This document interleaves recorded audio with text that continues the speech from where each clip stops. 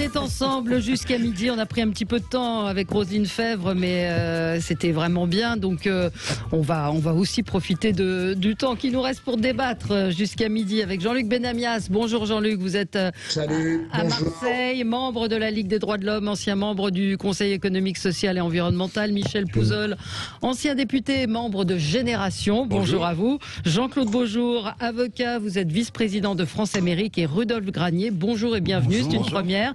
Vous êtes conseiller de Paris, élu dans le 18e arrondissement et plutôt LR. Même totalement LR. Même totalement LR, voilà. Non, parce qu'on ne l'a pas indiqué, mais c'est bien de situer un petit peu les gens. Donc, parlons, on va revenir encore une fois sur le rapport Sauvé, le secret de la confession, plus fort que les lois de la République. C'est ce qu'a affirmé hier un prêtre. On va en reparler. Le Conseil de défense qui se réunit ce matin et qui va annoncer la fin du pass sanitaire dans un certain nombre de départements et d'endroits. Et en plus, on a appris, on va y revenir, le prix des tests PCR. Et puis, oui, Éric Zemmour est-il le candidat de la droite? C'est en tout cas ce qu'il a dit hier. Petite phrase passée un petit peu inaperçue. On va en reparler.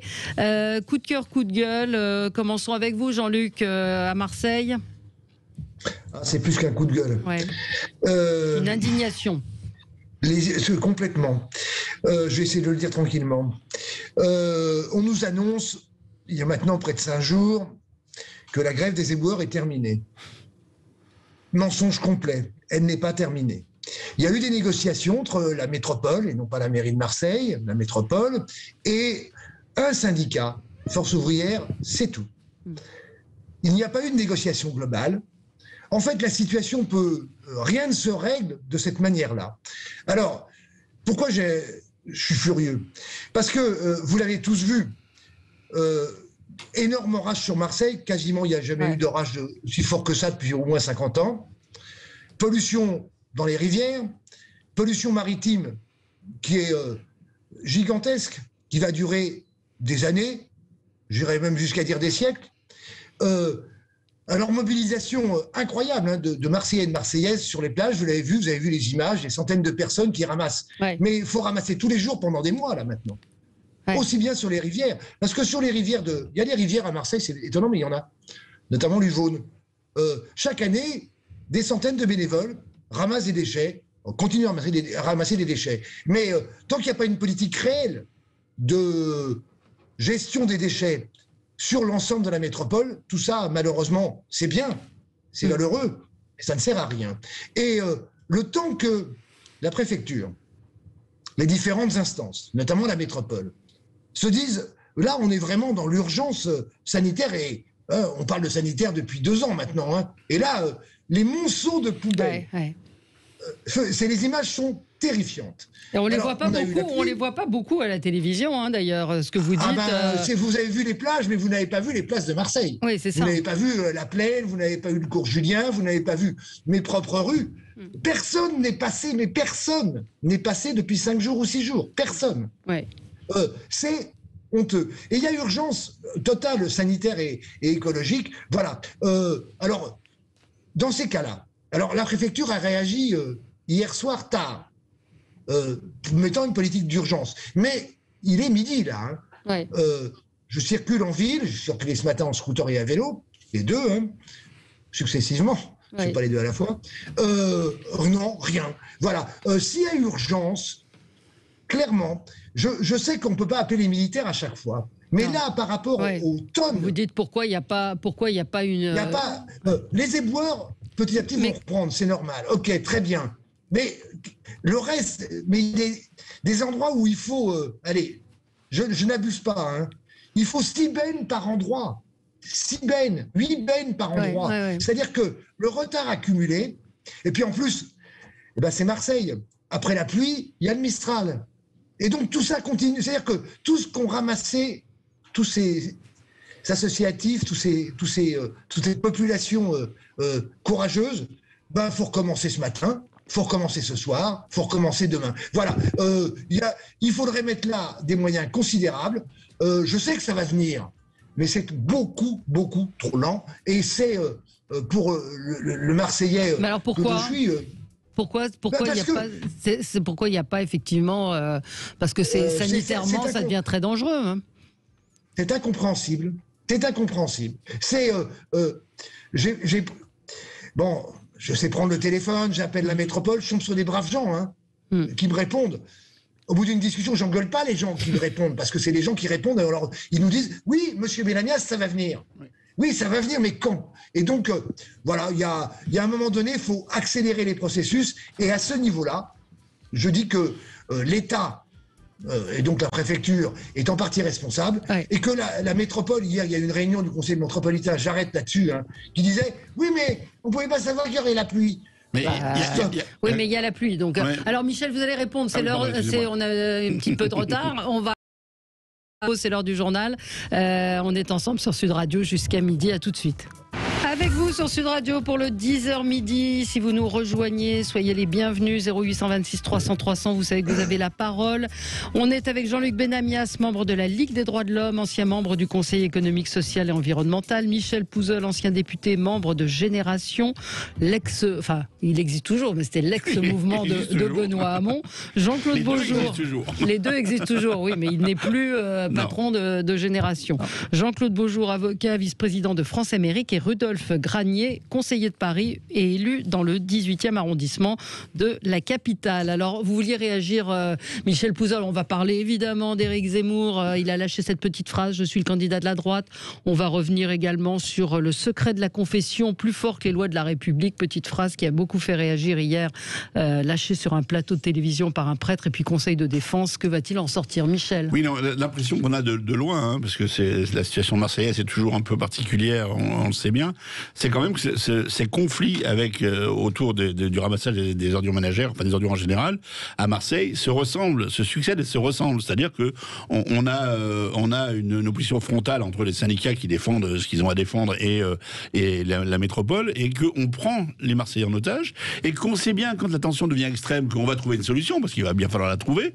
Et je me dis, ce scénario pourrait sans doute être évité par des négociations un peu plus ouvertes, parce que là, on voit bien qu'on a deux parties en face qui vont se rejeter la faute. Et au milieu, c'est les Marseillais qui payent. Mais je vous dis surtout la sensation que c'est pas la première fois que les conflits se passent de cette façon-là à Marseille. Je trouve que on pourrait sans doute travailler différemment. Et en tout cas, à mon avis, je serais Marseillais, j'essaierais d'exiger que ça se passe différemment, parce que c'est quand même pas possible de faire vivre un enfer comme ça au quotidien. Comment c'est possible, Marseillais. Oui. Alors oui, Jean-Luc. Et ça n'est pas que Marseille, c'est l'ensemble du département, puisqu'il y a la métropole et que la gestion des déchets est tenue par la métropole. Et ça touche donc Aix, Salon, Martigues. Je ne vais pas faire toutes les grandes villes, mais ce sont quand même, je cite là, des grandes villes, des villes de plus de 100 000 habitants pour certaines. Ça touche tout ça. Et tu as raison, Michel, une négociation globale, une fois pour toutes, serait absolument nécessaire, avec l'ensemble des participants et participantes, État compris. Parce que ça fait des mois, ça fait des années que ça dure et que ça recommence. Et que quand on négocie avec une seule organisation syndicale, on n'a pas négocié. Quand l'ensemble des partenaires, pouvoirs publics, État, métropole, différentes mairies ne discutent pas ensemble, eh bien ça donne que le sujet réapparaîtra dans 6 mois. Vous savez, je termine là-dessus parce que j'ai déjà été trop long. Vous avez entendu, il y a 3 ans, on avait négocié la fin du fini parti, du fameux fini parti. Mais rien n'est terminé par rapport à cela. C'est-à-dire qu'il y a eu une négociation, ça n'a abouti qu'à une signature, et derrière, rien n'a changé. Et je dis là, il y a urgence et sanitaire et écologique, parce que l'écolo que je suis à ce niveau-là, bon, évidemment, il y a cette pression, c'est dégueulasse les poubelles, c'est horrible. Et puis il y a cette pression sur les rivières et la mer, et là on en a pour des dizaines d'années. C'est un véritable... Sérieusement, je pèse mes mots, mais c'est un véritable scandale. Et évidemment, au-delà de... Moi, je souscris complètement à ce que vient de dire Jean-Luc Benamias.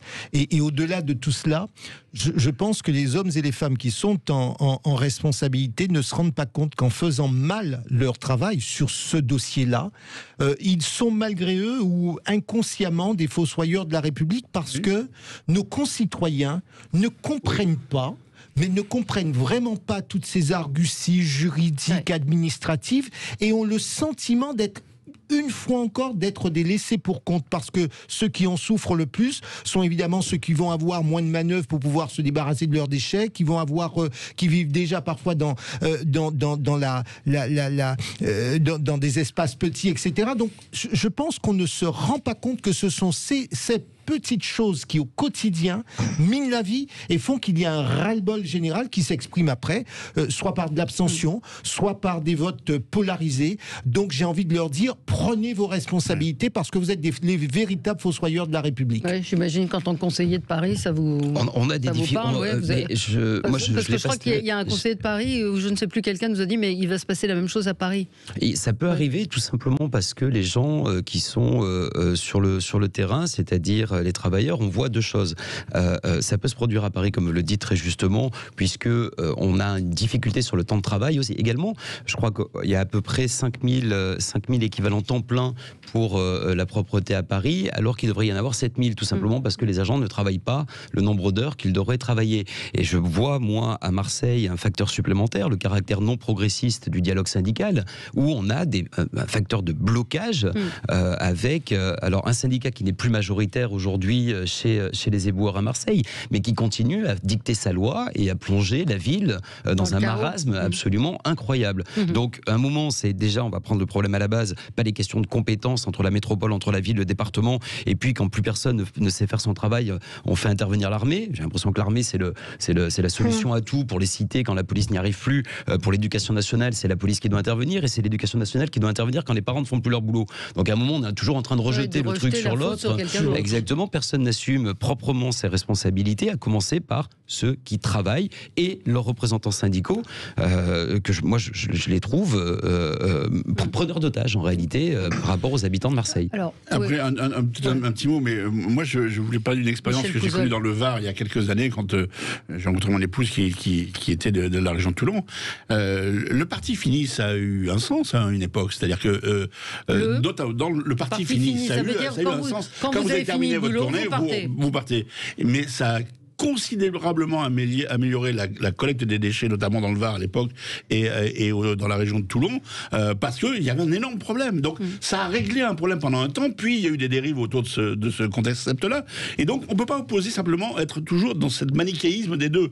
C'est-à-dire c'est pas ou tout l'un ou tout l'autre, c'est pas simplement une question d'heure, mais c'est un sujet extrêmement complexe, ces déchets, mais il faut se mettre autour de la table et en prendre vraiment conscience. C'est vraiment un sujet fondamental pour le bien vivre et l'écologie, bien entendu. On a entendu le cri d'alarme lancé par Jean-Luc Benamias. Et effectivement, trop peu d'images. On nous reproche parfois de parler de Paris. Vous avez certainement raison, mais Marseille, moi, j'ai pas vu, effectivement, à part les plages, ce que vous décrivez, Jean-Luc. Jean-Claude, complètement autre chose.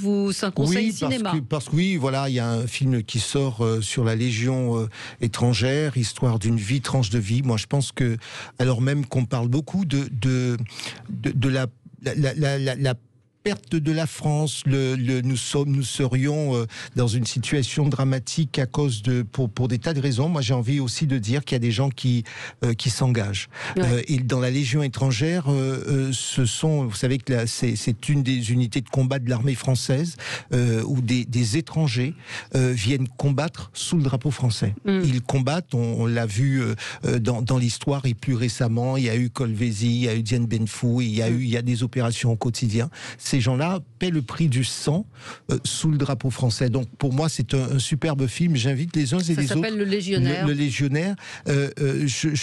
J'invite les uns et les autres à aller le voir, parce que c'est aussi un signe qu'il n'y a pas que du négatif dans notre société d'aujourd'hui. Il y a aussi des choses qui doivent nous donner espoir, et qui, en tout état de cause, viennent redire qu'il y a des pistes à explorer. Et là, c'est notamment l'un des exemples à montrer d'hommes et de femmes Mon Légionnaire, ça s'appelle. Voilà. Mon Légionnaire, pas Le Légionnaire, Mon Légionnaire qui est sorti hier. De Rachel Lang, qui est sorti hier, qui est peut-être meilleur que le James Bond. Soyons pas méchants. Très controversé, voilà. Mais en tout cas, oui, c'est un film, pour moi, un film d'engagement, et il faut absolument aller le voir. Alors, Michel, vous, c'est un coup de gueule? Oui, enfin, c'est un coup de gueule, c'est un chiffre, en fait. Vous écrivez 113 sur un tableau, puis vous rajoutez 11 zéros derrière, et vous avez la somme révélée par les Panama Papers de l'évasion fiscale au monde. Les Pandora Papers. Voilà, ça fait... alors, le chiffre pluriel rien dire. Ça veut dire 113 000 milliards d'euros qui échappent à l'endroit où ils devraient aller, puisque c'est dans chaque pays. Ça concerne à peu près 400 personnes, dont une bonne trentaine de dirigeants de nos nations. Pour la France, c'est 60 milliards d'euros de manque à gagner pour les comptes publics. On pourrait doubler le nombre d'hôpitaux quasiment avec ça. On pourrait embaucher 1 500 000 fonctionnaires de plus par an. Enfin, on pourrait faire beaucoup de choses. Et des éboueurs à Marseille. Et des éboueurs à Marseille. Et je trouve qu'on n'en parle pas beaucoup, pas assez en tout cas. En tout cas, beaucoup moins. J'ai pas entendu beaucoup. Ça fait 4 pages dans le monde. J'ai pas entendu beaucoup de ministres, en tout cas, des ministres qui chassaient au moment de la rentrée les gens qui touchaient la prime de rentrée pour acheter soi-disant des écrans plats. Je pense qu'ils pourraient se scandaliser beaucoup plus pour ces choses-là. L'ancienne présidente de Télécarmonde, quand on lui parlait de la fraude aux prestations sociales ou de la fraude des pauvres en général, disait: la fraude des pauvres est une pauvre fraude. Quand on voit celle des riches, là, on peut pas dire la même chose. Mais c'est pas de la fraude. C'est la fraude fiscale. Si, tout à fait. C'est légal. Non. C'est pas de l'optimisation. C'est de la fraude fiscale. C'est de l'optimisation. C'est pas de la fraude. Dans le cas de DSK, en l'occurrence, c'est de l'optimisation fiscale. Là, je ne parle pas de DSK, je parle de ce rapport-là. Vous allez voir, c'est de la fraude fiscale. Moi, je pense que après, effectivement, il peut y avoir des nuances entre fraude et optimisation fiscale. Plus généralement, et j'ai envie de dire au-delà de cette affaire, ce qui doit nous obliger à réfléchir. La question fiscale est fondamentale pour l'avenir de notre société, parce qu'on voit bien que défaut de recettes, c'est incapacité à mener des politiques publiques. Et je vais vous prendre un exemple. L'endettement et le coût de la solidarité en France est tel que concrètement ça nous empêche, et en tout cas ça nous limite dans par exemple la politique qu'il faudrait mener pour pouvoir réindustrialiser notre pays. Donc c'est vrai que la question des recettes fiscales est importante, et la lutte contre la corruption sous toutes ses formes doit être un sujet d'importance. Si en plus nous ne voulons pas que les règles visant à lutter contre la corruption nous soient imposées par nos partenaires étrangers, parce que c'est le cas notamment où des règles américaines viennent nous dire comme vous ne savez pas lutter contre la corruption en Europe, ça concerne le monde entier. Voilà. Oui, non, mais je pense que ce débat, il faut aller au-delà du simple des Panama Papers et se demander, on est en période électorale, là il y a un vrai sujet sur lequel nous devrions tous être d'accord, parce qu'il y va de l'avenir de notre démocratie. Mais ça vous interpelle pas? On l'a évoqué quasiment tous les jours. Nous, on a reçu Élise Lucet très longuement lundi sur le fait qu'il n'y ait pas. Et on a Gilles de Castelnau qui a fait un coup de gueule mais lui en disant c'est quand même un truc qui est très organisé par Soros. Il n'y a pas un seul, Américain dedans. Il n'y a pas un patron du CAC 40 non plus. Enfin, c'est assez imparfait, et c'est principalement de l'optimisation fiscale. Ça a quand même le mérite de donner un ordre d'idée, et pour bien ancrer les choses, ça représente 70% du PIB de l'Europe. Oui. Donc moi, ce qui m'inquiète le plus dans ce dossier-là, et je rejoins les propos de Jean-Claude Beaujour, c'est ce que ça peut créer chez les personnes qui payent l'impôt de manière régulière. Et c'est-à-dire que là, on est en train de casser un contrat qu'il existe entre les Français et l'État. C'est le consentement à l'impôt qui commence à être écorné de plus en plus. C'est-à-dire que moi, je suis tout à fait d'accord, et je ne me dévierai jamais là-dessus, pour voir le produit de mon impôt sur le terrain en termes d'hôpitaux, en termes d'écoles, en termes de ramassage d'ordures. Par contre, qu'on fraude de manière aussi massive d'un côté, et qu'ensuite il y ait toujours de plus en plus de dettes, notamment à la ville de Paris ou au sein de l'État, pour ne pas voir à quoi sert mon impôt. On est en train de mettre un coup de canif dans ce fameux contrat qui est fondamental entre les citoyens et un État. Bien sûr. On marque une pause et on se retrouve dans un instant. Ce sera votre coup de gueule, Rudolf, qui va nous emmener sur nos débats. À tout de suite. Les débats avec vous sur Sud Radio, avec Jean-Luc Benamias, Michel Pouzol, Jean-Claude Beaujour et Rudolf Granier. Alors, Rudolf Granier, votre coup de gueule? Mon coup de gueule ce matin, c'est la salve de sondage, les salves de sondage qu'on reçoit quotidiennement. À ce rythme-là, tout le monde y perd son latin et chacun a un sondage qui lui est favorable. Je voudrais faire pas de l'histoire antique. On va simplement revenir sur quelques quelques élections. En 2002, le duel Chirac-Le Pen, il n'avait jamais été prévu. Je parle du printemps, donc la période dans laquelle on est aujourd'hui. En 2007, Ségolène Royal devait gagner 53-47. Finalement, c'est Nicolas Sarkozy qui fait 53%. En 2012, au printemps, François Hollande était un troisième candidat des socialistes. Finalement, il gagne. Il y a eu un accident. Il y a eu plusieurs accidents, mais je vais y venir. Ouais. En 2017, Emmanuel Macron est un outsider. Ouais. Un an avant, un hypothétique candidat qui se lance seulement en novembre 2016. Au printemps 94, souvenez-vous, le leadership à gauche était disputé entre Rocard et Delors. C'est un troisième homme, Lionel Jospin, qui sort du chapeau. En printemps 2016, pareil, Juppé était l'ultra favori. Il n'est même pas présent à l'élection présidentielle. En gros, depuis 1995, aucun sondage n'a jamais prédit correctement l'ordre d'arrivée du premier tour un an avant. Sur les 20 principaux candidats depuis 95, même pas la moitié ont récolté un score qui est à peu près cohérent avec les sondages un an avant. Certains se sont même effondrés. La droite est encore en tête l'épisode Balladur-Chirac.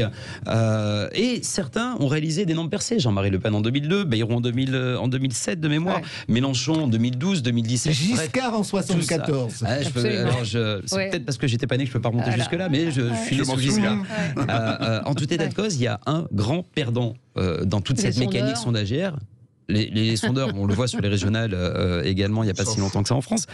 Non, c'est le débat. C'est le fond qui est totalement perdant là-dessus. Et on a l'impression qu'on est dans une espèce de course après le résultat à 2 chiffres. Il faut être au-dessus de 10, il faut être à 15-16 pour accéder au second tour. Bref, tout ça est un peu délirant parce qu'on en mange tous les matins, tous les midis et tous les soirs. Moi, ce que je souhaite pour cette présidentielle, c'est un peu de sagesse, un peu d'académie, un peu de débat et qu'on parle du fond. Oui, mais le fond, encore une fois, ou en tout cas les sujets, on l'évoque ici un peu, pas dire malgré nous, mais c'est que c'est Éric Zemmour qui impose il fixe le tempo sur un sujet qui, je l'ai dit à votre antenne et je me suis fait reprendre sur les réseaux sociaux, mais moi, Zemmour, il est là, il donne une note d'ambiance.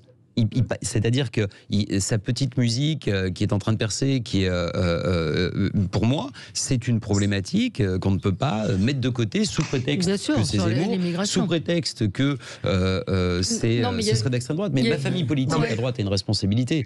Il faut être un moment honnête et se regarder dans le miroir. C'est que ça a été un thème de campagne de tout temps pour la droite. Et ça n'a jamais rarement été un thème d'exécution politique. Voilà. Mais la vraie question, c'est sur les sondages et sur ce sondage Harris Interactive qui bruissait déjà. Il y avait des fuites déjà avant-hier, et au tel point que Challenge, qui a commandé ce sondage, a été obligé de le publier en avance. Jean-Luc, je vous ai interrompu. Allez-y, Jean-Luc Benamias. Oui. J'espère que Jean-Luc Benamias ne va pas être d'accord avec moi.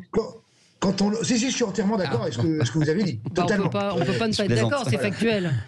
Il n'y a rien à dire. C'est votre analyse sur les 40 ans de période présidentielle où, globalement, on ne sait jamais ce qui a été annoncé 6 mois avant qui est arrivé, donc, est fort juste. Non, quand on lance un produit, car Zemmour est un produit publicitaire, et que ce garçon, je ne sais même pas comment le CSA arrive à calculer le temps d'antenne. Parce que je pense que le temps d'antenne de Zemmour aujourd'hui doit à peu près dépasser le temps d'antenne de l'ensemble des candidats et candidates potentiels. Et quand on lance un produit de ce genre, évidemment, à un moment donné, ça marque. C'est ça la pub. C'est ça comme ça que ça marche. Donc, moi, je trouve, puisque c'est le sujet, merci pour avance sur les sondages, mais le sujet, c'est comment on a lancé ce produit. Alors voilà. Alors le produit, évidemment, il se lance sur une thématique. Les islamistes, les musulmans. Je me demande d'ailleurs comment nos compatriotes français d'obédience musulmane arrivent à supporter ça tous les jours. C'est absolument incroyable. Je ne parle pas de l'islamo-fascisme, je parle là de gens qui se reconnaissent dans leur religion ou dans leur façon de faire comme musulmans. Voilà. Et donc, à un moment donné, il faudra que ça cesse parce que ça n'est pas possible. Tout le monde sait bien que le problème, je l'ai déjà dit sur centaines, de la présidentielle, après, c'est de trouver les signatures de maires, de trouver les signatures de grands électeurs qui peuvent signer pour la présidentielle. Et qu'on n'aille pas me faire dire que Éric Zemmour va trouver les signatures partout. Non, j'y crois pas. Il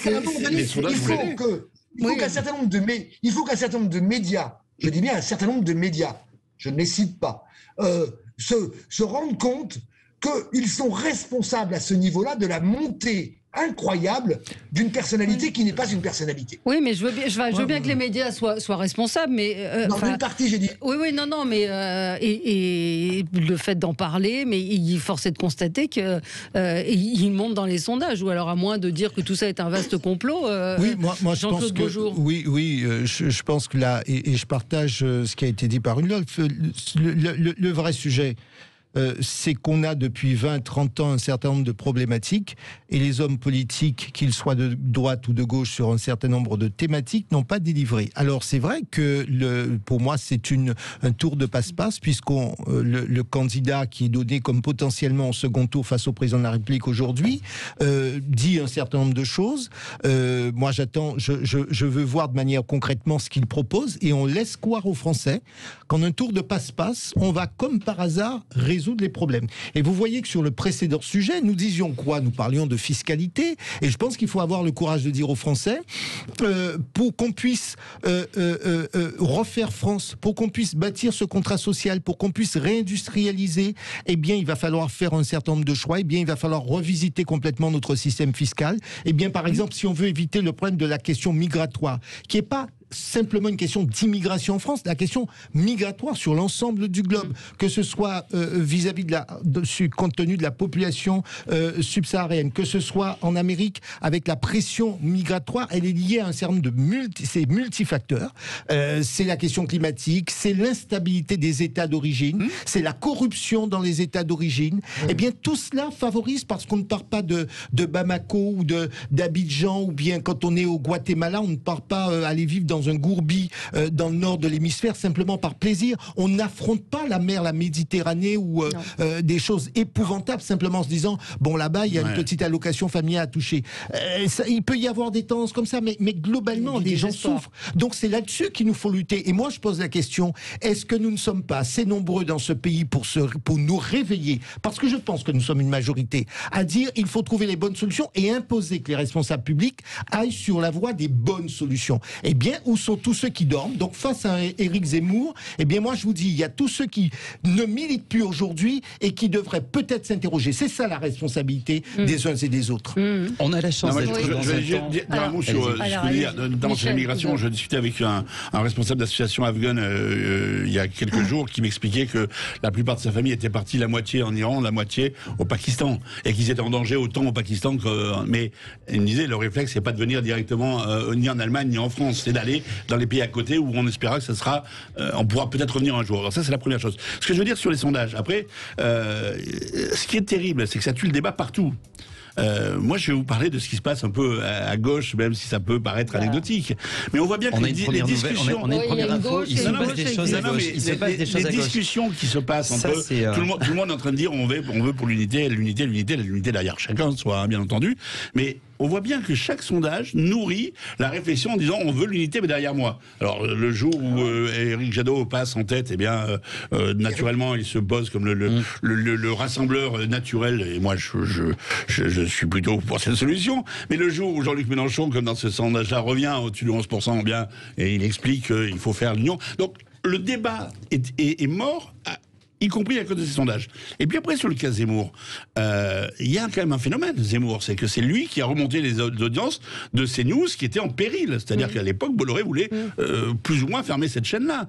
Et Zemmour a eu un effet magique en captant un public qui n'avait pas de porte de sortie RL dans les médias, ça fait tache d'huile, ça donne d'autres idées à beaucoup de gens, et cette réalité-là, elle est... Oui, mais enfin, ça marche. Vous auriez mis Benoît Hamon à 19h sur CNews, je suis pas sûr qu'avec ses idées, il aurait fait 800 000 téléspectateurs. Je vais vous dire, je n'en suis pas si sûr quand je voyais le nombre de gens qui arrivaient à réunir dans les facs après avoir fait 6,5%. Quand on le fait comme ça, qu'on matraque, ça fonctionne. Vous avez un public qui vient vous chercher. Non, mais ce que je veux vous dire... Vous avez une offre... Sauf que, effectivement, je viens de vous dire que ça a marché parce qu'il y avait un public pour lui qui ne trouvait pas d'issue dans les médias avant. Donc je vous ai pas dit que ça marchait pas. Maintenant, la différence entre ce que ça marche sur une chaîne d'infos et qu'on en fasse un favori pour des élections présidentielles au deuxième tour. Et moi, je vais vous dire une chose. Quand Le Pen est passé au deuxième tour, il y a eu des études qui ont été faites après. Le nombre de reportages en télévision sur l'insécurité a été multiplié par 20 dans le mois qui précédait l'élection. On sait l'importance qu'a eu la diffusion du film d'Arthus Bertrand à la télévision juste avant le très bon score des écologistes aux élections européennes. Donc ne dites pas que les médias n'y sont pour rien, ils y sont pour quelque chose. Oui, il y a un phénomène Zemmour, c'est clair qu'il regroupe un parti d'extrême droite. Par contre, moi, quand j'entends, comme hier soir, la phrase de Zemmour disant en parlant des enfants transgenres, c'est comme des expériences de Mengele, et que ça passe aujourd'hui dans les médias, tranquillement, que ces allusions, son révisionnisme passe tranquillement, là je me dis, oui, si on a tous une responsabilité collective, les médias allez, aussi. on va y revenir. À tout de suite sur Sud Radio. Sud Radio, 10h midi, Valérie.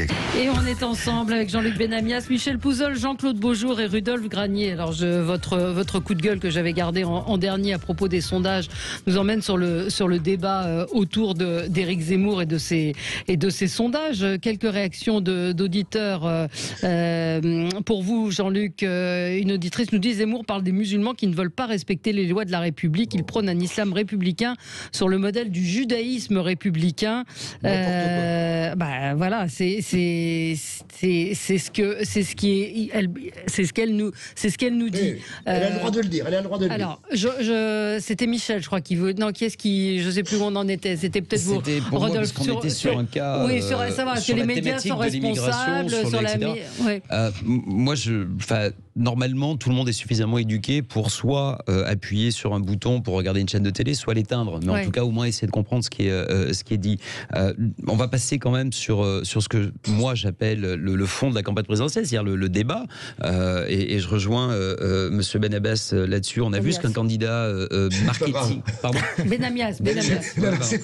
C'est excusable. On peut être d'accord, chacun son tour, l'un avec l'autre. On voit ce qu'un candidat issu d'un produit marketing politique pur à donner, c'était Emmanuel Macron. On peut ne pas en être satisfait, il y a quand même beaucoup de choses à redire. Donc on ne va pas refaire une construction politique avec des coups marketing comme Éric Zemmour le fait. Les solutions qui permettront, à mon avis, de faire baisser Éric Zemmour, on en parlait hors antenne, c'est que je pense qu'une fois qu'il sera confronté au débat, et ce que nous appelons de nos voeux à droite, enfin ce que moi j'appelle de mes voeux à droite, c'est qu'on puisse se confronter des idées, le fond, et ça, on verra très vite qu'Éric Zemmour ne tiendra pas très longtemps, et notamment sur un de ces thèmes forts, la question de la souveraineté. C'est quelqu'un qui déteste la pratique parlementaire, c'est quelqu'un qui déteste le parlementarisme. Il va falloir un moment qu'il se mette à table et qu'il nous explique comment est-ce qu'il va négocier quoi avec Bruxelles, par exemple, sur des questions de souveraineté nationale. Il faut être très serein là-dessus, il faut avoir les idées claires, posées, il faut connaître aussi la mécanique bruxelloise pour pouvoir aller l'affronter encore mieux, et je pense malheureusement que Zemmour sera dans une incapacité totale de dérouler quelconque programme, de dérouler quelconque pratique gouvernementale. Alors il a eu cette petite phrase hier: je suis le meilleur candidat, je suis le candidat de la droite. Est-ce que ça veut dire qu'il se déclare Oui, il est candidat de la droite maurassienne. Oui, mais le mot candidat, il l'a prononcé. Il se revendiquait du RPR, il se revendiquait du gaullisme, et là il se revendique candidat. Non, mais il faut l'arrêter, attendez, parce que c'est chez les Républicains que nous avons une responsabilité immense là-dessus, c'est quand même de remettre l'église au milieu du village, de raconter une vérité, celle qui est de notre histoire. Je ne vois pas comment une droite pétainiste et une droite gaulliste peuvent se réconcilier en une seule personne, désolé de le dire. Le discours révisionniste d'Éric Zemmour, moi, mérite le poil. Il existe une vraie droite républicaine, gaulliste, sociale, et je suis navré de considérer que ce n'est pas le portage politique d'Éric Zemmour qui est un produit marketing politique. Et je vous le répète, on a eu déjà Emmanuel Macron en la matière. Mais il a gagné Emmanuel Macron. Oui, mais enfin, on a l'expérience. À un moment, il faut se réveiller. Il faut regarder ce qui s'est passé il y a 5-6 ans. Mais le fait qu'il ne soit pas candidat lui permet aussi de dire tout ce qu'il a dit hier dans l'interview avec Laurence Ferrari, en l'occurrence Mengele, etc. Oui, c'est ça, toutes les dérives sont possibles tant qu'il n'est pas candidat. Mais ce qui est quand même angoissant, c'est-à-dire c'est qu'on puisse trouver, y compris, alors moi je pense que c'est une minorité dans la droite républicaine, des gens qui puissent accrocher à ce discours-là et à ces outrances, parce que je ne crois pas que ce soit les valeurs de la droite républicaine classique. C'est lapsus intéressant. Lapsus intéressant. On peut retrouver la gauche républicaine sur certaines questions, c'est ce que vous vouliez dire, je pense. Oui. Il y a deux observations sur la très probable candidature de M. Zemmour, c'est que la première, une campagne électorale, même si effectivement, médiatiquement, on le disait la semaine dernière, il y a de grandes thématiques et c'est pas un catalogue de mesures. C'est vrai qu'on va pas refaire les 110 propositions de François Mitterrand. Mais malgré tout, je pense que ce qu'attendent nos concitoyens, ce sont des solutions très probables aux réelles difficultés qu'ils rencontrent. On a parlé, par exemple, de cette crise sanitaire. Est-ce que notre État, est-ce que nous sommes prêts à affronter une nouvelle crise sanitaire et qu'est-ce que nous ferions différemment, autrement? Quelles mesures va-t-on prendre? Donc, si vous voulez, pour moi, ça, c'est la première chose. Une élection présidentielle ne peut pas simplement être, voilà, ça peut pas être dans l'incantation, on a vu avec Ségolène Royal ce que ça donnait à l'époque. Ça ne peut pas être cela. À un moment donné, il faut rentrer dans le dur et il faut proposer des choses très faisables. La dernière chose, c'est que j'insiste sur le fait qu'on ne va pas arrêter Éric Zemmour et l'idée de taper sur Zemmour ou un tel, ça n'est pas la bonne solution. Non. En revanche, il faut que les hommes et les femmes raisonnables dans ce pays se lèvent et disent, nous, c'est pas la France qu'on veut. Et précisément, tel candidat, telle vision de la France, moi je vais vous dire, ça n'est pas la vision que j'ai de la France. Et effectivement, vous avez un auditeur qui a dit, Monsieur Zemmour propose que les personnes musulmanes qui respectent les lois de la République, etc. Il y a des principes très simples dans notre pays et je ne pense pas que ce soit contesté. La réalité, c'est que quand on donne le sentiment que le déraillement de 10% d'extrémistes fait la majorité, c'est vrai que ça peut nous interroger. Moi, je suis pour le fait, je redis, il faut que les uns et les autres, enfin, se réveillent et militent. Oui, mais là, de quoi on parle? On parle que d'Éric Zemmour. Vous dites que vous êtes dans le débat, mais il y a quoi comme débat? Qui apporte des choses dans le débat? Mais par exemple, la question énergétique, regardez, la question énergétique, on va devoir payer notre énergie plus cher. On entend beaucoup alerte. Eh bien, personne n'en parle, en tout cas, peu de gens en parlent, et vous voyez bien, et merci de cette invitation que vous nous faites, parce que, vous voyez, on tente de lancer le débat. Énergie, réindustrialisation, question migratoire, sécurité... Elle est où Valérie Pécresse? Il est où Xavier Bertrand? On les entend pas vraiment, ou en tout cas ils sont inaudibles. Marine Le Pen, ils sont tous inaudibles. Jean-Luc, vous voulez répondre pour les LR? Oui, allez-y. Non, je ne vais pas répondre pour les LR. Je suis sidéré du fait que le temps d'antenne, j'en ai parlé tout à l'heure, le temps, mais c'est incroyable, quoi. On est dans une situation totalement dingue. On peut pas reprocher. On ne va dans des radios et des télévisions que si on est invité. Si on n'est pas invité, on n'y va pas. Je dis pas qu'il n'y a pas tant d'antennes sur beaucoup de chaînes égales, mais le fait d'inviter. Éric Zemmour a été condamné pour racisme.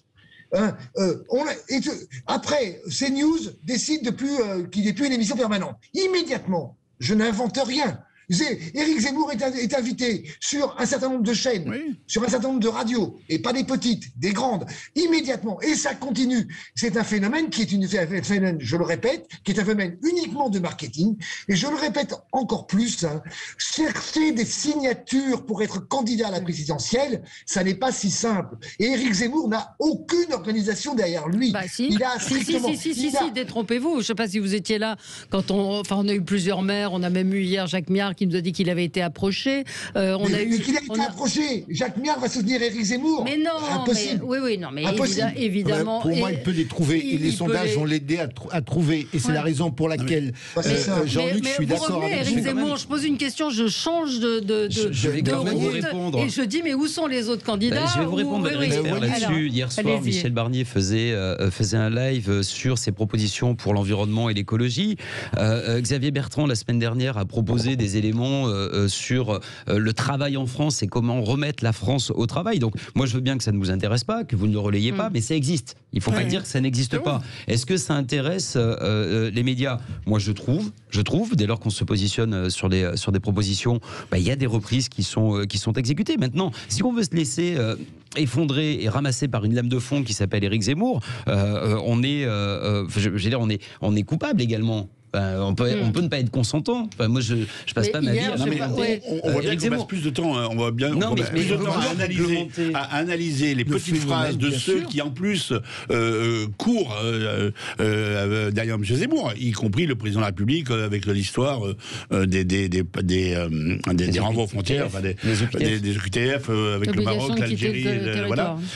On voit bien, et on passe plus de temps à faire ça qu'à vouloir parler de fond. C'est plus simple, c'est plus vendeur. Effectivement, malheureusement, le débat républicain et démocratique s'en ressent. Ça se traduit comment? Par des clivages de plus en plus forts. Enfin, que ce soit les gilets jaunes ou les anti-vax, on voit que les choses se cristallisent de manière très dure dans la rue quand ça descend dans la rue. Et on ne parle pas des sujets de fond qui sont effectivement le pouvoir d'achat, l'énergie, la souveraineté française, etc. Enfin, il y a des sujets en ce moment. Là, on aura encore parlé beaucoup de Zemmour ce matin. Il y a des sujets qui sont très intéressants, ce qui se passe sur le siège permanent de la France aux Nations Unies, celle d'Allemagne au FMI. On en a parlé hier. Regardez, hier, record d'audience. Moi, je viens souvent et je parle souvent de Zemmour. Regardez, hier, record d'audience pour Christine Kelly avec Face à l'info. Depuis le départ d'Éric Zemmour, 774 000 personnes étaient devant CNews, devant toutes les chaînes info. Il n'y a pas Zemmour, ça veut dire que ses idées, elles sont là. Christine Kelly ressemble à Zemmour comme deux gouttes d'eau. Non, mais le plateau est un plateau de droite, évidemment, mais ça veut dire quelque chose. Les gens y vont. Vous n'êtes pas dans un. Mais ça veut dire qu'il existe un électorat d'extrême droite dans le pays. 25%, 30%, à ce moment-là, 45% d'électeurs. On marque une pause et on se retrouve dans un instant. À tout de suite. On est ensemble jusqu'à midi. Je vous propose qu'on passe peut-être à un autre sujet, tout de même, qu'on revienne sur cette déclaration hier de Monseigneur Éric de Moulin-Beaufort, le président de la Conférence des évêques de France. Il s'exprimait au lendemain de la remise du rapport de la commission indépendante sur les abus sexuels dans l'Église. Je vous rappelle, près de 330 000 victimes. Il a déclaré: le secret de la confession s'impose à nous. En cela, il est plus fort que les lois de la République. Ce même rapport insiste sur le fait qu'il est essentiel de signaler des témoignages de crimes sexuels. C'est ce qu'on reproche aussi à l'Église, d'avoir finalement effectué une espèce d'omerta sur ces témoignages, plus fort que les lois de la République. Ça vous choque ou pas, cette déclaration ? Oui, ce qui est choquant, alors moi j'ai grandi dans une culture catholique, donc j'ai entendu ça toute ma vie, etc. Ce qui me choque, c'est que les évêques ont tout pouvoir finalement, la conférence des évêques a tout pouvoir sur l'Église catholique française. Ils ont le pouvoir de nomination, ils ont le pouvoir ils font des super DRH, ils ont tout ça. Ils sont à la fois juges et partis.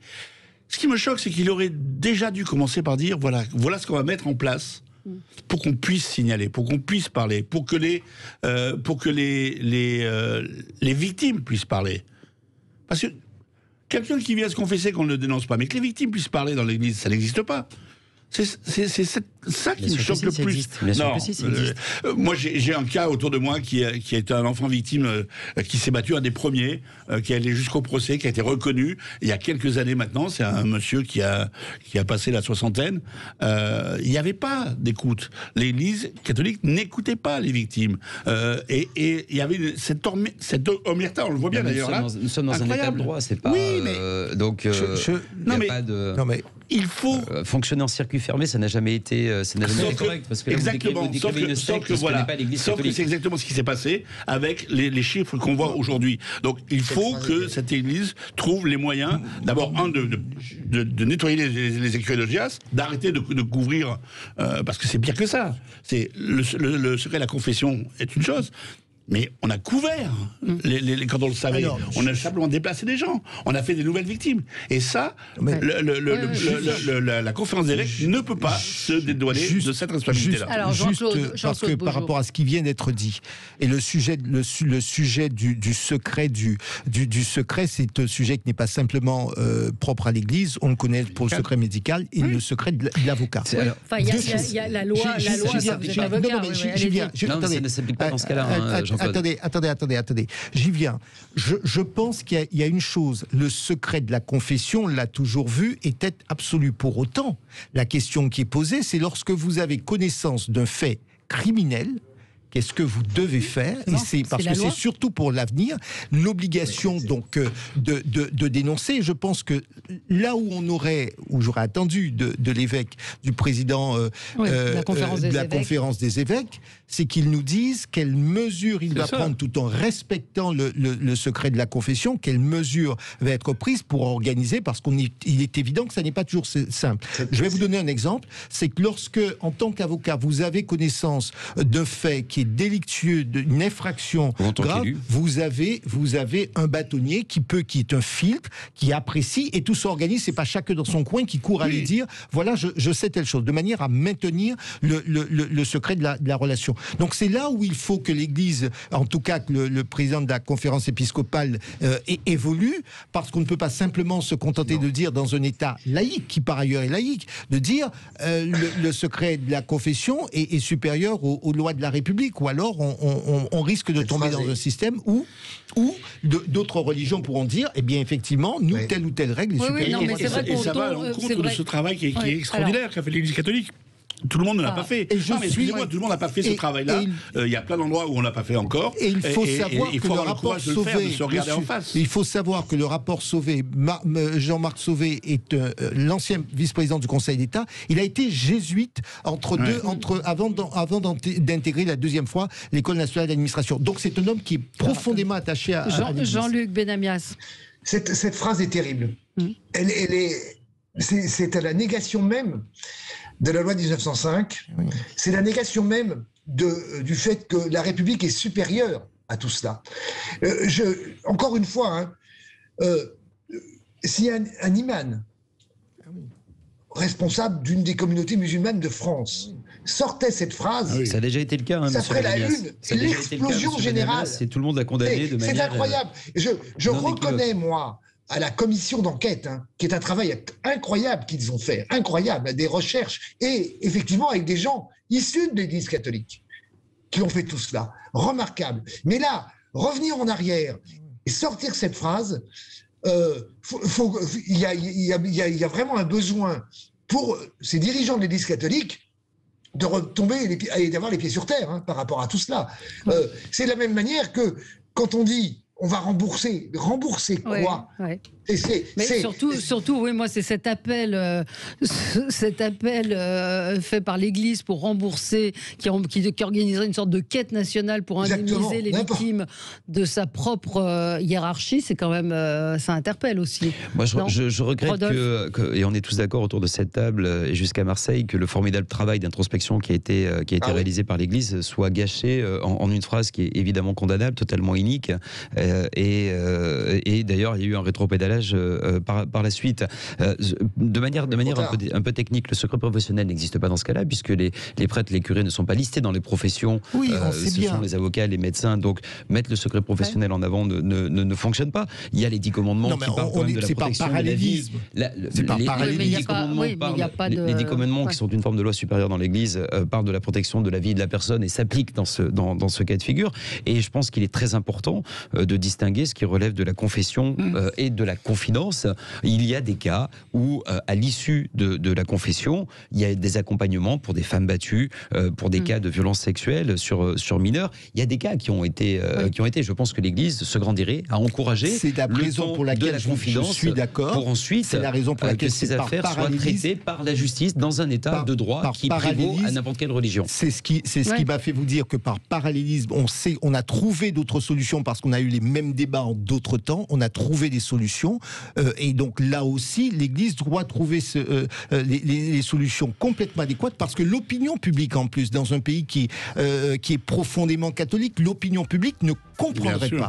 Et donc là, il faut, et effectivement, c'est une phrase qui, je l'espère, est maladroite, parce que cette phrase est symptomatique de ce qu'est la conférence des évêques de France, c'est-à-dire une institution assez sclérosée et qui a du mal à se remettre en cause et à regarder ses propres responsabilités. On le sent bien, c'est malheureux que ça n'avance pas plus vite. Il est temps qu'un certain nombre de catholiques, et moi je parle d'autant plus simplement que je suis catholique pratiquant, je dis oui, ce type de formule ne me convient pas en tant que catholique. C'est pas admissible. Allez, ce sera le mot de la fin. Merci à tous les quatre. Merci. Très très bonne journée à tous sur Sud Radio. On se retrouve demain pour d'autres infos. À demain.